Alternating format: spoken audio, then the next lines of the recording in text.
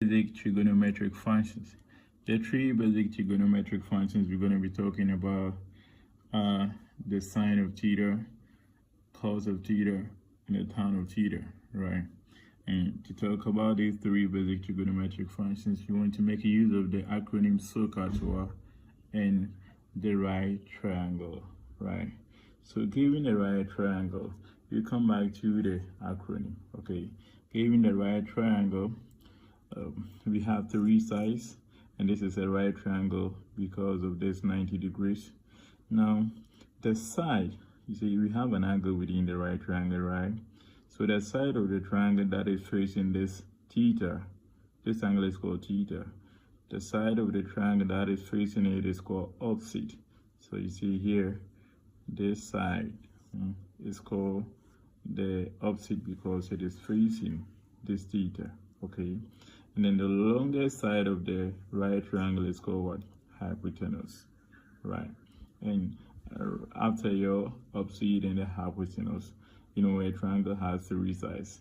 The one left is going to be adjacent always. So your opposite can change, okay? Your opposite and the adjacent, their positions can change depending on where your theta is. If my theta were to be here, then the side that is facing my theta is going to be here. So here now becomes my opposite and my adjacent will come here. But the hypotenuse is always going to be the longest side. No matter what happens, it's always going to be the longest side of the right triangle, okay? Now, here's my opposite, here's my adjacent, and here's my what? Hypotenuse. So let us get back to the acronym, the SOHCAHTOA. The acronym SOHCAHTOA, this is what it means. The S in the SOHCAHTOA stands for the what? Sine. The O means opposite. H means hypotenuse. C means the cosine. A means adjacent. H means hypotenuse. T means the tangent. O means opposite, and the A means what? Adjacent. So how does this acronym relate to our basic trigonometric functions? This is how they relate. The sine of theta. Now this theta is coming from the angle within a triangle, right? So the angle within this triangle, that is what we write here. So what we're going to get is that the sine of my theta is going to be equal to opposite. You see, after the S, S stands for sine, right? So after the S, what is the O? So it's going to be opposite O over the next symbol or the next, alphabet. The next alphabet is what? H. So hypotenuse, right? We said O stands for opposite, and then the H stands for what? Hypotenuse. So the sine of theta is going to be opposite over what? Hypotenuse. Now what about the cos of theta? The cos of theta is going to be what? A. After the C is A, okay? Then after the A, over the next variable or the next alphabet, which is what? H, okay? Right. So what it means is that the cos of theta is going to be adjacent over what? Hypotenuse, right? Then the last one is what? Tan of theta. Tan of theta. And after the T stands for what? Tan, right? After the T, what is next? O. So it's going to be O over the next one, which is what? A. Okay. So it means that my tan of theta, is going to be opposite over what? Adjacent. Okay, right. So let us solve an example relating to these basic trigonometric functions. Assuming they're given the right triangle,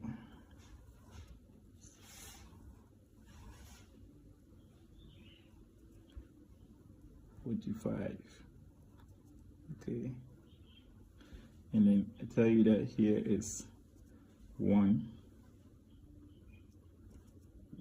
here to here, is also 1.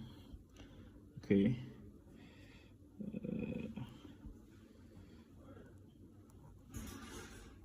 And here to here, it is going to be root 2.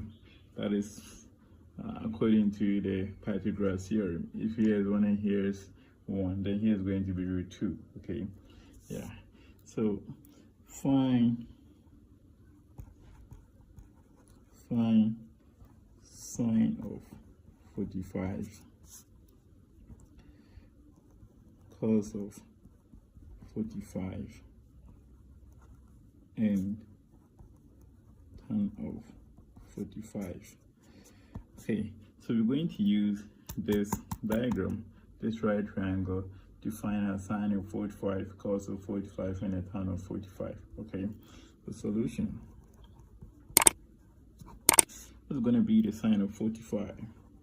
Sine of theta is equal to what? Opposite over what? Hypotenuse, right? You know, according to the acronym, we said sine, S stands for sine. Sine is equal to what? Opposite over hypotenuse. So we have sine of theta is going to be what? Opposite over hypotenuse. So considering this diagram, theta is what? 45. Okay. So that's why we have sine of 45. Okay. Then opposite. So which side is opposite to the 45? You know, it is this side. Okay, it's this side. And what is the length of that side? The length of that side is what? 1. So opposite is 1. All over my hypotenuse. My hypotenuse is the longest side comparing to this. Yeah, the longest side, which is what? Root 2. Root 2. So my sine of 45 is what? Root 2. Again, what about the cos of 45? Cos of 45.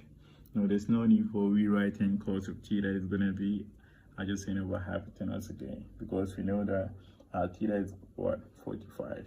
And we have to find cos of 45 using this diagram, right? So it is going to be cos of 45, which is equal to our adjacent.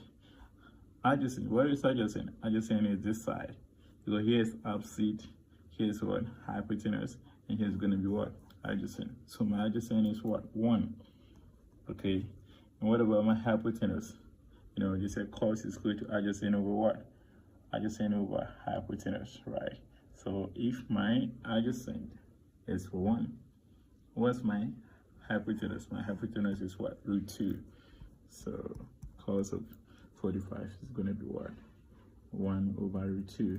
Then the last thing we're going to talk about is the tan of what? 45. Now the tan of 45, you say tan of theta is equal to opposite over what? Opposite over adjacent. Okay. So when I come here looking, considering this diagram, what's my opposite? My opposite is this side, which is facing the angle. That is what? 1. Or comparing to this generalized, you know, right triangle. The opposite is the side facing the angle. Here is the opposite side. Okay. So this side, what do we have there? We have 1. Okay.